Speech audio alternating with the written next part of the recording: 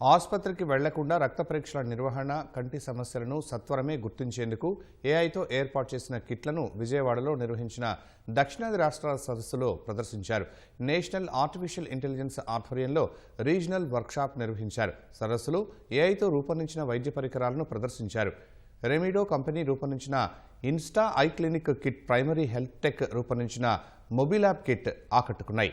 క్షణాల్లోనే రిపోర్టులు ఇచ్చే ఈ కిట్లు మారుమూల గ్రామాలు, ఇంటి నుంచి బయటకు వెళ్లలేని వృద్ధులకు ఉపయోగపడతాయని వెల్లడించారు. రెమిడియో ఇన్నోవేటివ్ సొల్యూషన్ ప్రైవేట్ లిమిటెడ్ ఇది వచ్చి పోర్టబుల్ నాన్ మెట్రియాటిక్ ఫండస్ కెమెరా అండి. ఇది వచ్చి మనకు వచ్చి 3 diabetic retinopathy, glaucoma and ARMD detect చేసుకోండి. ఇప్పుడు మన విలేజ్లో, రూరల్ ఏరియాలో వచ్చి పబ్లిక్ వచ్చి డయాబెటిక్ పేషెంట్ ఉన్నారు, వాళ్ళకి వచ్చి ఐలో ఏం ప్రాబ్లం ఉందా లేదంటే వాళ్ళకి తెలియదు. అది వచ్చి మన స్క్రీనింగ్ చేసుకొని వాళ్ళకి ఏం ప్రాబ్లం డయాబెటిక్ రెటినోపతి ఉందంటే మనం ఐడెంటిఫై చేసుకోవచ్చు.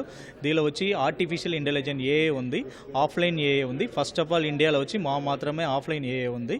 అండ్ సిడిసిఎస్ఓ ఇండియా గవర్నమెంట్ అన్ని అప్రూవల్ అండి. ఆ రిపోర్ట్ వచ్చి వితిన్ 7 seconds ఇంటర్నెట్ కనెక్షన్ ఏమో వద్దు, అది రిపోర్ట్ ఇస్తుంది. ఇది వచ్చి మన పేషెంట్కి వచ్చి ఐలో డయాబెటిక్ రెటినోపతి ఉందా, దానిలో ఏం బ్లడ్ లీకేజ్ ఏం ఉందా, ఐ ప్రెషర్ ఎంత ఉంది, అది అన్నీ మనం చూసుకోవచ్చు. నేషనల్ ఆర్టిఫిషియల్ ఇంటెలిజెన్స్ వర్క్షాప్లో భాగంగా రీజనల్ వర్క్షాప్ మన విజయవాడలో జరుగుతుంది.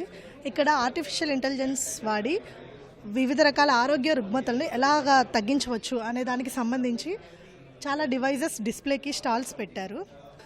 ప్రజలకు డయాబెటీస్ వల్ల కంటి ఆరోగ్యం ఎలా దెబ్బతింటుంది అనేది అవగాహన ఉండదు.